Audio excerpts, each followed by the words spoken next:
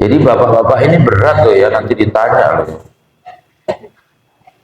Berani Pak ditanya Pak nanti. Hah? Statusnya 5 bapak-bapak ini. Satu, sebagai laki-laki. Jadi secara individual kita ini ditimbang nanti amalan kita. Yang kedua, sebagai anak dari orang tua kita. Kita sebagai anak, tetap kan kita punya orang tua. Termasuk sebagai anak menantu, kita punya mertua.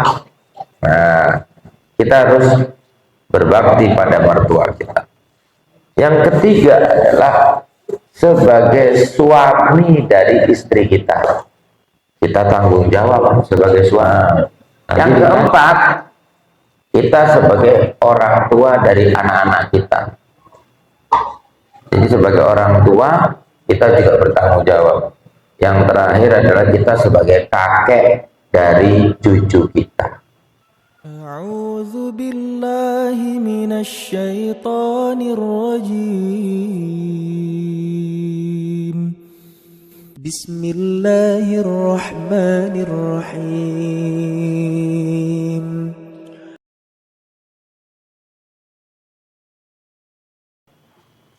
Assalamualaikum warahmatullahi wabarakatuh.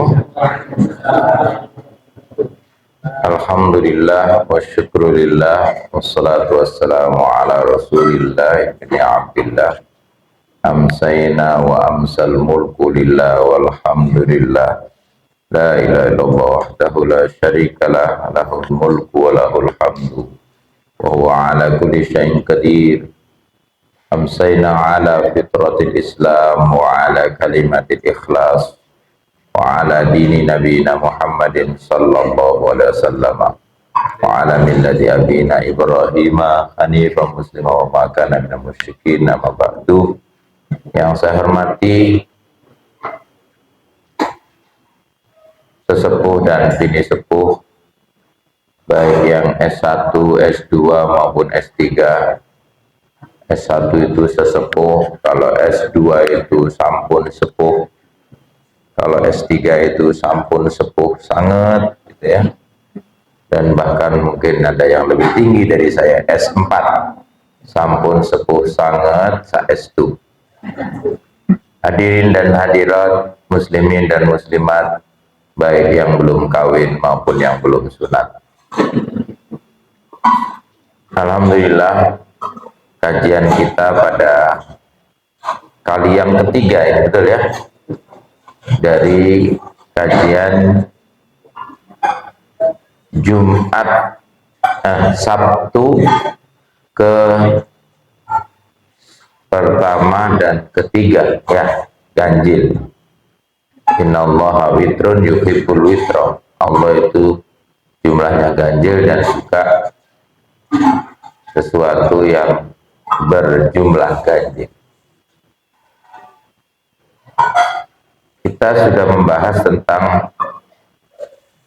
eksistensi atau kedudukan anak di dalam Islam. Kemudian kita masuk hadis yang pertama, yaitu hadis tentang fitrah. Betul? Dulu kita mengkaji bahwa anak itu ada 5 status. Masih ingat ya? Yang nyatet-nyatet itu lengkap gak catatannya? Astagfirullah, bawa catatan yang lengkap kalau nyatet. Nanti yang lengkap dikumpulkan ya bukunya.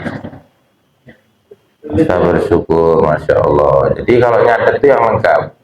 Pertama, anak itu sebagai zinatun. Masih ingat? Perhiasan. Ya, setelah itu yang kedua menjadi fitnah. Ya. Yang ketiga menjadi apa itu? Ya, musuh, aduun. Yang keempat menjadi qurrata a'yun. Nah, yang kelima itu dia menjadi balaun. Bala itu artinya bisa berarti 3. 1 adalah ujian, 2 sebagai peringatan, 3 sebagai hukuman. Nah, kalau anak itu sebagai ujian, berarti ada orang tua yang lulus, ada yang tidak lulus, ada yang bisa naik kelas, ada yang tidak bisa naik kelas. Kalau anak itu sebagai peringatan, berarti ketika anak itu tidak menurut kepada orang tua, maka bisa saja mengingatkan orang tuanya, jangan-jangan dulu orang tuanya juga tidak manut kepada orang tuanya yang sudah dahulu. Maka biru abaakum tabarrukum abnaukum, berbuat baiklah kepada orang tuamu, nanti anak-anakmu akan berbuat baik kepadamu.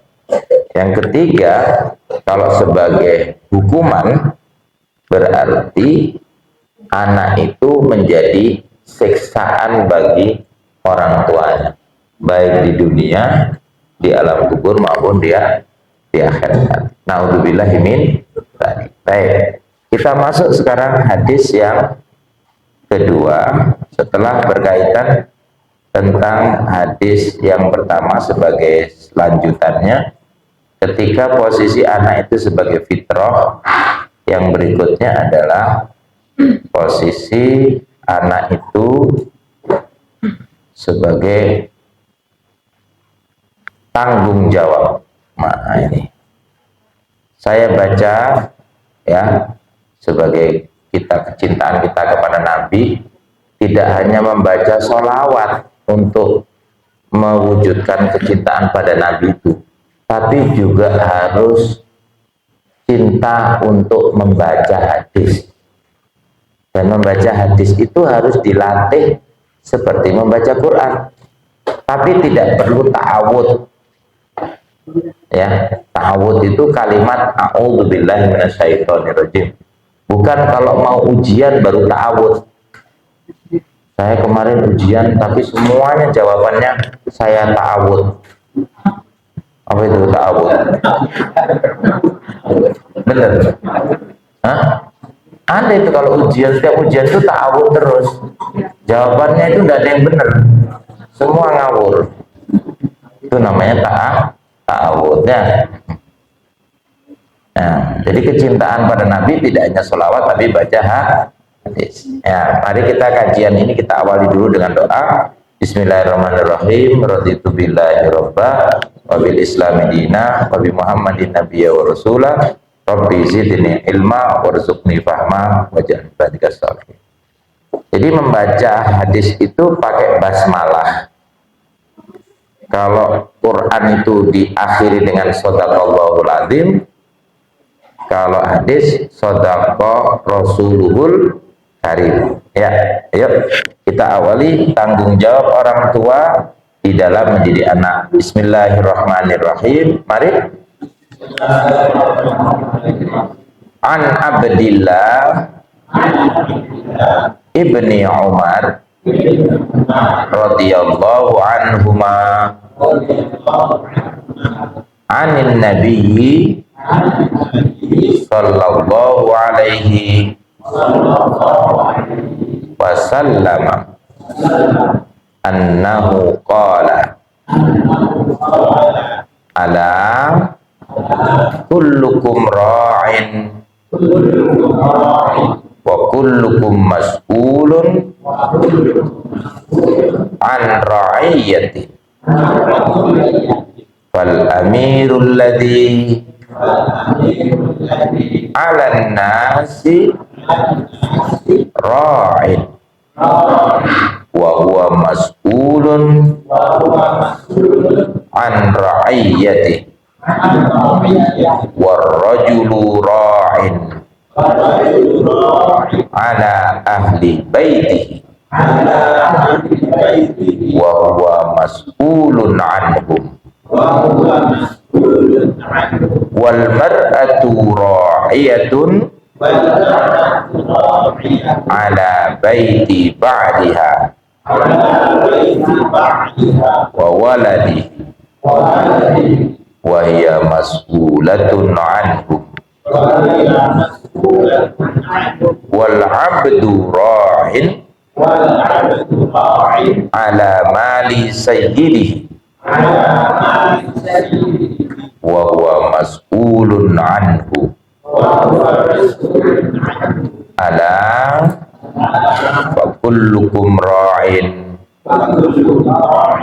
wa kullukum mas'ulun an ra'iyati. Rawahul Bukhari wa Muslim. Ya, kalau di dalam kitabnya Bukhari itu nomor berapa? Coba dilihat. 800. Nah, jangan keliru. Tak besarkan biar tak keliru. Angka Arab sudah hafal belum? Ini berapa?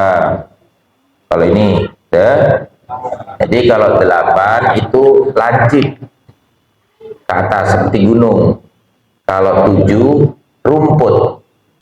Ya, bilangnya kalau 7 rumput. Kalau 8 gunung. Kalau 9 seperti biasa. 9. Kalau 3 begini kan? Nah, kalau dibalik ini kan 3 jadinya. Geser. Nah, kalau hanya 2 nabrohnya, maka itu 2. Kalau nabrohnya 3 berarti 3. 893. Jadi bukan dibaca dari kanan semua ya kalau angka itu. Ini jadi 398 ini nanti. Nah, tetap kalau sudah angka tetap dari kiri. Kalau yang huruf dari kanan. Ya. Wa Muslim ini 1829. Bukan 9281 ya. Nah, baik.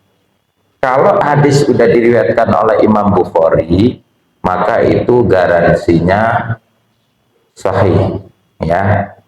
Sahih itu syaratnya 5. Catat, jangan lihat saya.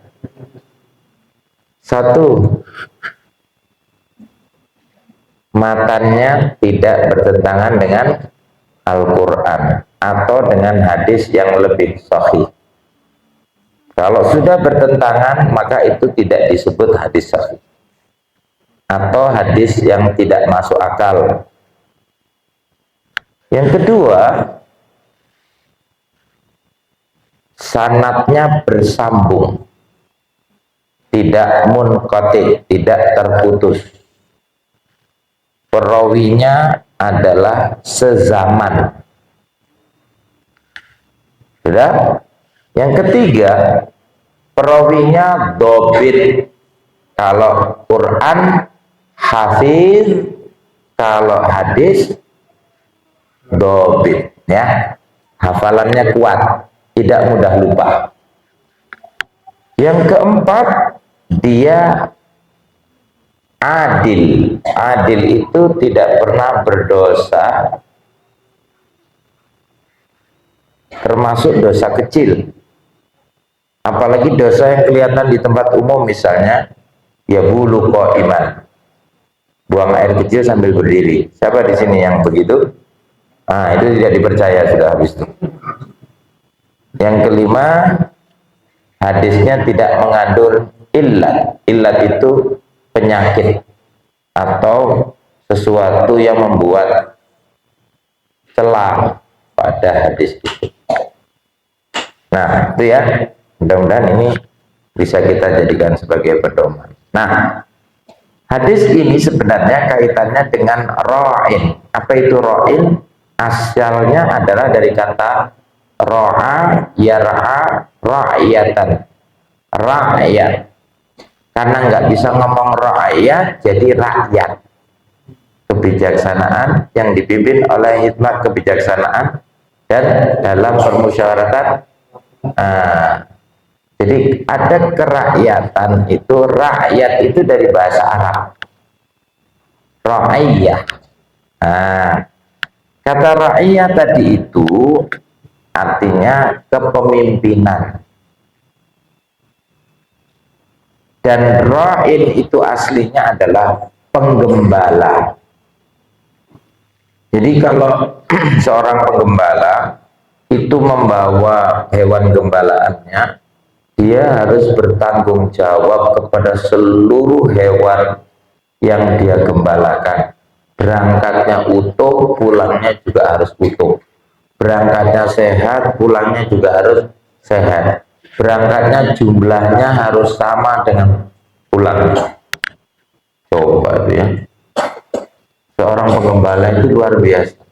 Suatu saat Umar bin Khattab pernah mencoba kejujuran seorang penggembala.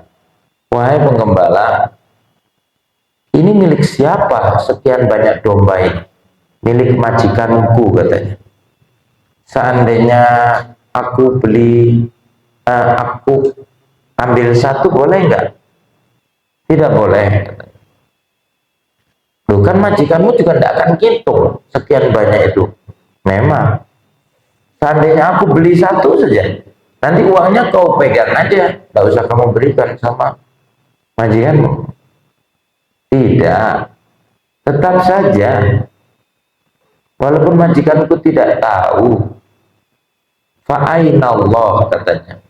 Jadi seorang gembala itu bertanya kepada Umar, lalu di mana posisi Allah berada? Coba, seandainya penggembala-penggembala di Indonesia itu gitu semua ya. Masya Allah, jadi gembala semua. Tidak ada yang jadi wakil rakyat. Nah, jadi kalau kita mau jadi apapun, tirulah watak, watuk, wahingnya seorang penggembala. Ya, apa tadi? Watak, watuk, wahing. Jangan cuma memperdebatkan nasab, nasib, nisab. Karena perilaku seorang penggembala itu walaupun bukan sebagai pejabat tinggi, tapi akhlaknya yang tinggi. Lebih baik rakyat rendah yang berakhlak tinggi daripada pejabat tinggi yang berakhlak rendah. Nah, gitu ya. Nah, kita lihat terjemahannya dulu. Kalau di sini di catatan kakinya ar-ra'i itu adalah seorang pemelihara yang diberi amanat untuk menjaga kebaikan yang diamanatkan kepadanya. Ini arti am, arti umumnya. Dia dituntut untuk bisa berlaku adil di dalamnya dan menjaga kemaslahatan. Jadi adil dan maslahat. Jadi kalau dia itu sebagai pemimpin, dia juga harus punya sifat seperti seorang penggembala, gitu maksudnya. Ar-ra'iyah, semua yang tercakup dalam pemeliharaan dan penjagaan ar-ra'i, sang pemimpin tadi. Dari Abdullah bin Umar radhiyallahu anhuma, berarti keridhaan Allah itu terletak pada Abdullah dan Umar, dua orang. Jadi anhuma, kalau cuma satu anhu, ya. Dari Nabi Muhammad SAW, beliau bersabda, ketahuilah sesungguhnya setiap kalian adalah pemimpin. Nah, itu kullukum, kalau ada kata kullu itu berarti setiap. Jadi masing-masing, bapak, ibu, semuanya, tidak ada yang terkecuali di antara kita di pemimpin. Mimpin apa? Mulai dari ujung rambut sampai ujung kaki. Mimpin matanya supaya melihat kebaikan, mimpin telinganya supaya mendengar sesuatu yang baik, tangannya juga dipimpin untuk berbuat yang baik, kaki pun begitu. Nah, di sini maka setiap kalian akan dimintai pertanggungjawaban atas yang dipimpinnya. Al-yawma nakhtimu ala afwahihim wa tukallimuna aydihim wa tashhadu arjuluhum bima kanu yaksibun. Pada hari itu. Hari itu apa hari ini? Hari ini. Hari apa itu berarti? Kiamat. Bukan hari Sabtu ya. Jadi hari ini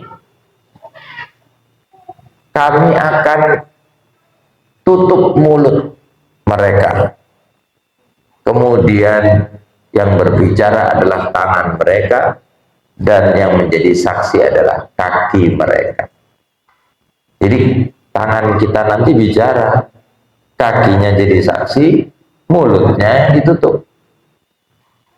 Karena kalau tidak, mulut ini selalu nanti akan menolak, menyanggah, dan juga memprotes supaya tidak melakukan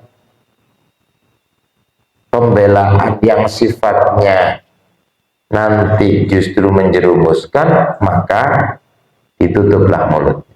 Itulah makanya lisan kita itu seperti harimau.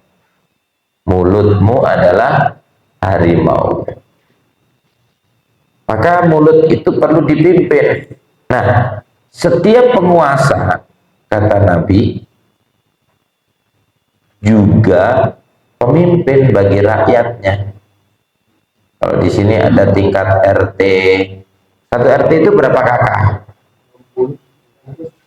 Oh, banyak sekali ya. Mungkin rata-rata 40-an ya kalau secara umum ya.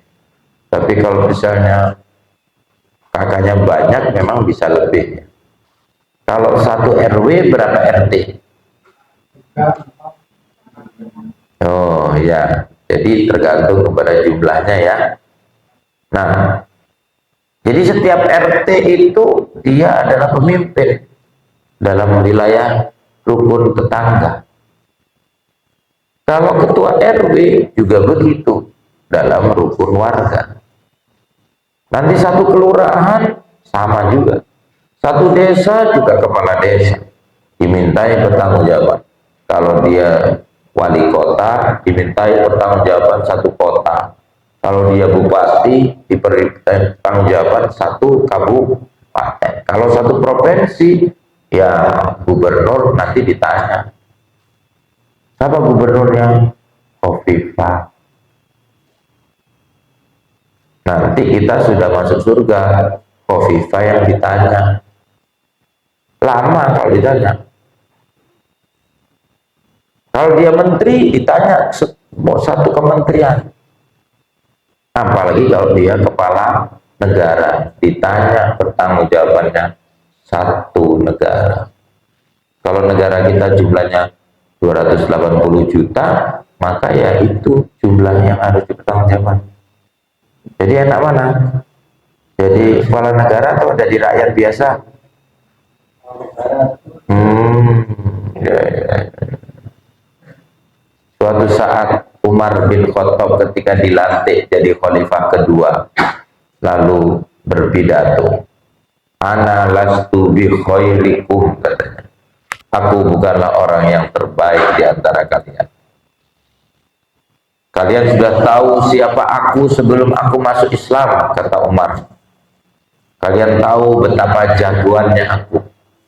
Tidak ada yang satu pun di jazirah ini yang berani melawanku.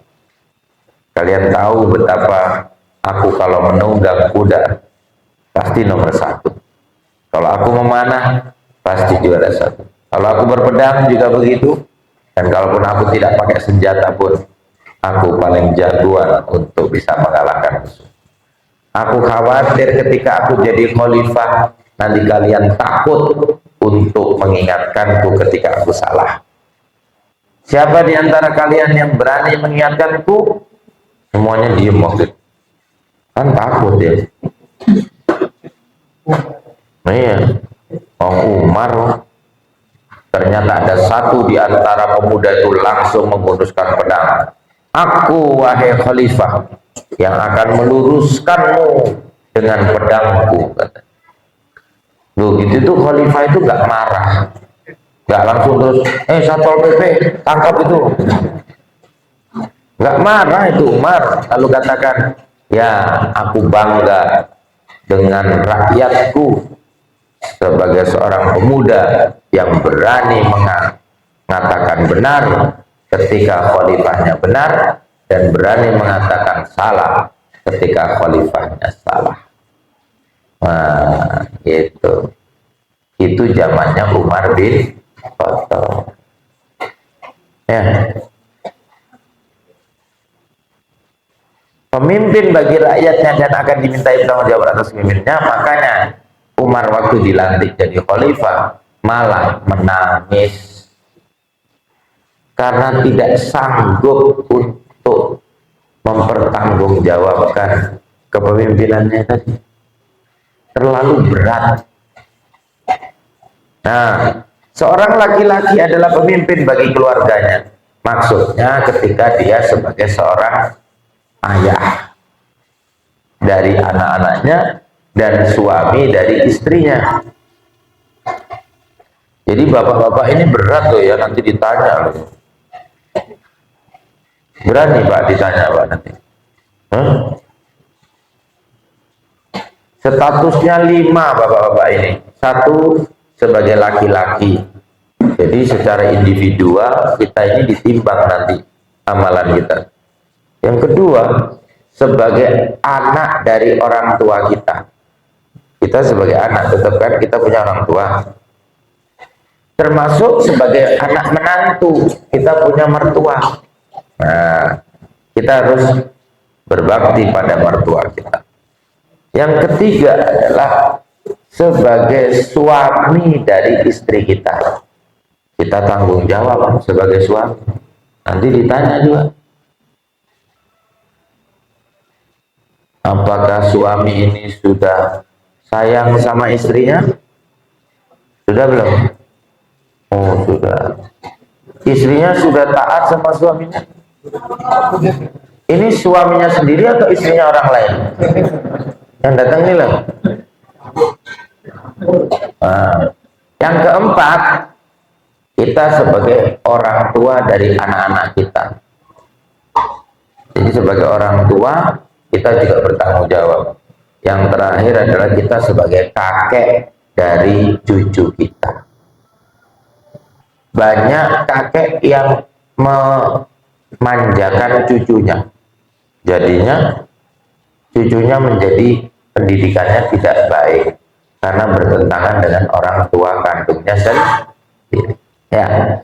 Seorang wanita juga pemimpin atas rumah dan anak suaminya. Dia dimintai pertanggungjawaban atasnya. Jadi ibu-ibu sebagai istri dan sebagai ibu dari anaknya juga ditanya nanti oleh Allah. Tidak hanya di dunia, di alam kubur juga dan sampai di akhirat. Nah, jadi mungkar nakir itu tanyanya juga kaitannya sama pendidikan loh ya. Siap ibu-ibu ditanya mungkar nakir?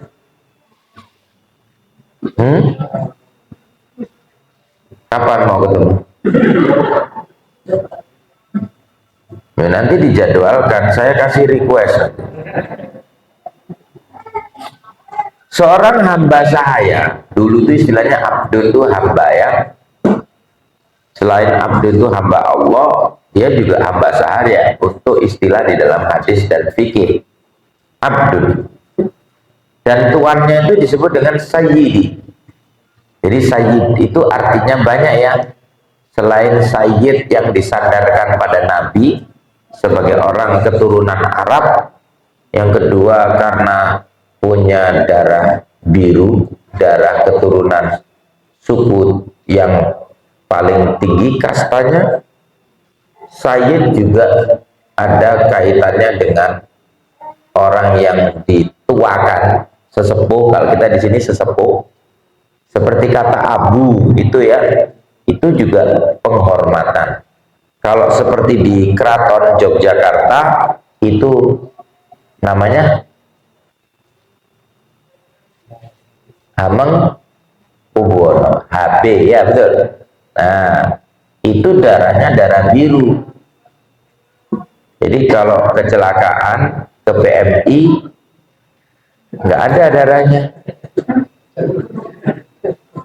karena semuanya darahnya merah. Nah, dia juga biru.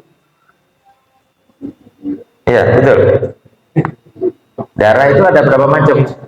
A, B, AB, O. Iya betul. Darahnya orang Jogja itu AB. Coba lihat plat nomornya. Ya, jadi gitu ya. Jadi kalau di dalam keraton itu namanya orang ningrat. Kalau yang di luar keraton namanya ningratan. Paham? Ratan itu apa? Nah, gitu. Jadi ini ningrat sama ningratan. Harus paham itu ya. Jadi itu hamba. Dulu begitu. Dia pemimpin atas harta majikannya. Dan dia dimintai pertanggungjawaban juga. Ketahuilah setiap kalian adalah pemimpin dan setiap kalian akan dimintai pertanggungjawaban atas pimpinannya. Nah, berikutnya apa kaitannya dengan suami, istri, dan bapak tadi? Pertama, bapak itu memiliki tanggung jawab yang besar. Karena apa? Perintahnya ya ayyuhalladzina amanu anfusakum. Jadi anfusakum itu pada suami-suami, pada bapak-bapak, pada laki-laki yang memimpin rumah tangga. Itu dulu anfusakum wa ahlikum nar. Jadi kalau melihat khitabnya kum itu adalah li rajulin. Di dalam surat An-Nisa ayat 34 nanti dicari ya. Itu mestinya yang dibaca waktu manten, nggak pernah dibaca itu. Kenapa kok cuman surat Ar-Rum saja yang dibaca ayat 21 wa min ayatihi terus. Belum dibaca orang udah apal. Iki mesti wa min ayatihi gimana. Gua menini meneh iki manten nak iki mesti wa min ayatihi. Ari jalunya tidak pernah dibaca, padahal ar-rijalu qawwamuna 'alan nisa. Suami itu adalah pemimpin bagi istri, itu mestinya dibaca. Ya. Waktu manten juga tidak ada yang baca surat Yasin. Aduh, ini Ustadz ini. Nanti kalau baca Yasin pada kabur pulang semua Ustadz. Kira mantennya ini nanti takut mati dia. Oh, belum mulai saja sudah dibacakan Yasin katanya. Ini surat keramat katanya gitu ya. Padahal di dalam surat Yasin juga ada pelajaran bagaimana orang berumah tangga.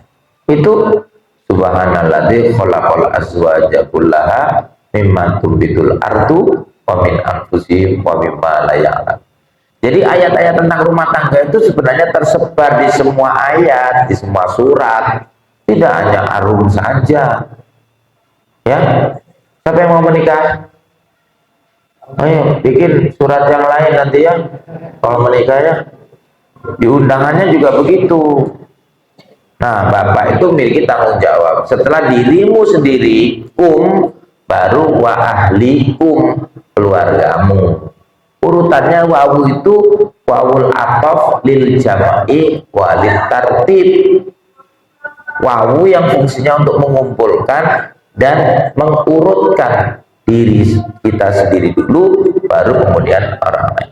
Kenapa suami disebut ar-rijalu? Dari kata rijlun yang artinya kaki. Jadi kata rojulun itu dekat maknanya dengan rijlun. Jamaknya kalau rijlun arjulakum. Tapi kalau jamaknya rojulun rijalun. Gitu ya. Itu bahasa Arab penting. Sebagaimana mar'atun, tadi kan wal mar'atu ra'iyatun. Mar'atun itu artinya perempuan. Tapi mar'atun itu dari bahasa Arab dekat dengan mir'atun. Mir'atun itu artinya cermin. Makanya setiap perempuan itu bawa cermin. Coba dilihat tasnya. Oh, enggak bawa. Tapi kan ada HP. Saya dulu enggak ngerti kalau HP itu ternyata bisa untuk cermin. Saya ketika lewat lihat orang itu kenapa sih HP-nya diginikan? Diginikan jilbabnya. Oh, ternyata itu HP-nya jadi cermin. Betul ya? Jadi al-mar'atu tata'allaku bil mir'ah. Jadi perempuan itu tidak bisa lepas dari cermin. Betul saya katakan gitu? Enggak usah. Ya, jadi gitu ya. Seorang ibu juga memiliki tanggung jawab besar dalam mendidik anak-anak. Jadi pendidikan itu adalah karena porsinya bapak-bapak ini banyak mencari nafkah, waktunya banyak di luar, maka ibu-ibu yang porsinya banyak di rumah adalah pendidikan anak. Walaupun dua-duanya tetap berkewajiban dan bertanggung jawab atas pendidikan. Kedua ya, ayah ibunda akan ditanya di hari kiamat tentang ini. Maka di situ ada Allahumma firli wali walidayya warhamhuma kama rabbayani shaghira. Sebagaimana mereka berdua telah mendidikku di waktu kecil. Jadi urusannya kita minta ampun kepada Allah untuk kita dan orang tua itu karena urusannya dengan pendidikan. Robbayu robbi tarbiyah. Jadi kata robbayu robbi tarbiyah itu artinya urusannya dengan pendidikan. Kalau tidak ada orang tua, kita ini terus jadi apa? Masih ingat di hadis pertama ya? Fa'abawahu yuhawwidanihi au yunassiranihi au yumajjisani. Orang tuanya lah yang bisa menjadikan dia seorang Yahudi, Nasrani, dan Majusi. Kalaupun dia beragama, bisa saja pola pikirnya pola pikir Yahudi. Ya, gaya hidupnya Nasrani atau ideologinya orang Majusi. Betul? Di sini masih banyak bantengan. Iya, benar ya? Nah, bantengan itu simbolnya memang banteng ya, suka nyeruduk-nyeruduk gitu. Nah, sifat suka nyeruduk itu adalah sifat ideologi ya. Nah, sifat ideologi itu kalau tidak Yahudi, Nasrani, Majusi, karena yang dominan di dunia cuma ini. Suatu saat seorang mahasiswa tanya kepada Syekhul Azhar di Universitas Mesir, ya Syekh, kenapa orang-orang Yahudi dan Nasrani itu kok masih dipertahankan oleh Allah sampai hari ini? Padahal dulu bangsanya Nabi Nuh itu dihanyutkan dengan banjir. Waktu Abraha menyerang, Allah hancurkan dengan batu dari neraka. Waktu Fir'aun, Allah tenggelamkan di Laut Merah, begitu kan? Tapi kalau bangsa Yahudi dan Nasrani kok dipertahankan, kenapa? Kira-kira kenapa Bapak Ibu?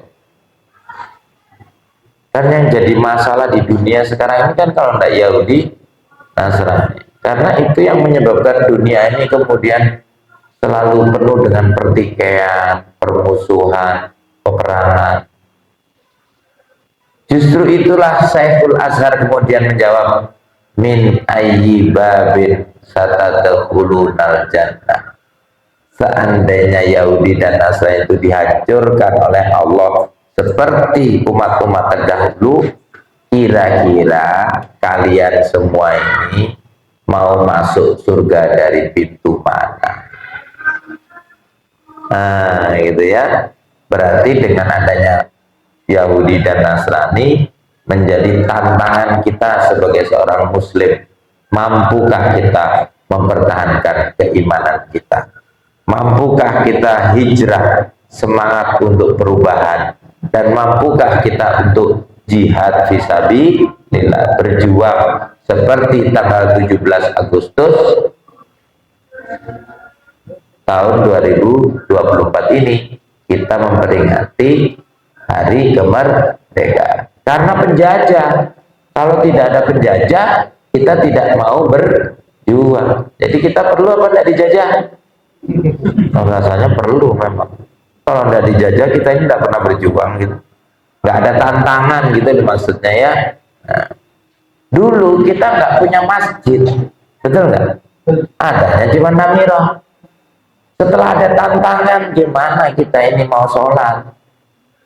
Punya uang apa enggak? Nggak tahu. Punya tanah apa enggak? Nggak ada. Ada besinya apa enggak? Ada semennya apa enggak? Nggak ada. Itu tantangan. Akhirnya jadi kan? Sampai lantai berapa ini? 10 rencana. Masya Allah. Terus liftnya seberapa mana? Cuma tangga-tangga aja begini, ini gimana? Masya Allah. Nanti di atas sendiri ada rooftopnya. Wow. Bisa melihat apa itu nanti ya? Seluruh kota Malang sepertinya. Ya, itu artinya tantangan. Tantangan itu harus kita jawab. Termasuk pendidikan anak-anak kita sekarang, pengaruh Yahudi, Nasrani, dan Majusi itu sangat kuat lewat setan gepeng.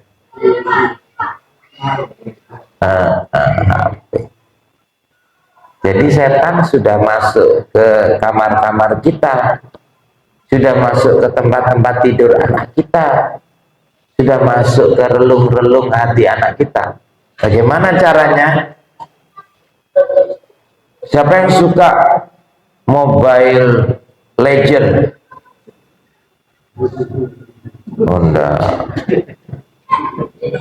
Siapa yang suka Baby Shark?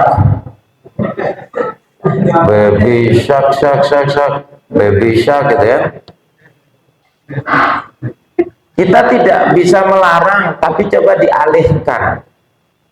Kalau Mobile Legend itu bagaimana dia bertahan, bagaimana dia menyerang musuh, masukkan itu pendidikan di dalamnya. Tuh, nah, coba itu seperti Mobile Legend, dia tidak pernah putus asa walaupun kalah, kan? Kita juga begitu. Kalian tidak boleh putus asa. Kalau nilainya kurang, nanti belajar lagi, ditingkatkan. Jadi tidak melarang-melarang saja, tapi bagaimana kita mengalihkan anak-anak itu dan memasukkan nilai-nilai pendidikan.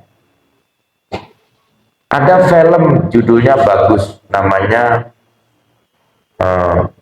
Nismo, ya, PlayStation tuh yang membuat tuh ada mobil yang untuk balap Nissan GT-R. Jadi anak itu mulanya dia itu pandai main PS, sampai juara online. Setelah itu didatangi oleh penciptanya, ditantang, kamu mau nggak langsung balapan di tempat sirkuit yang asli? Nah, ditantang gitu, dia langsung ikut. Ternyata tidak hanya juara di PlayStation-nya juga, tapi dia juga juara di sirkuit. Akhirnya dia buktikan bahwa keahliannya itu bisa dilatih. Tidak hanya sekedar mainan yang hanya menghabiskan waktu. Begitulah, ternyata soft skill itu penting, tapi soft skill juga tidak kalah penting. Maka kita harus beri anak-anak kita soft skill supaya kuat, sehingga dia punya soft skill, ya. Mudah-mudahan bermanfaat apa yang kita kaji pada malam hari ini. Mari kita tutup dengan doa kafaratul majelis. Subhanallah wa bihamdika, asyhadu an la ilaha illa anta, astaghfiruka wa atubu. Assalamualaikum warahmatullahi wabarakatuh. الحمد لله رب العالمين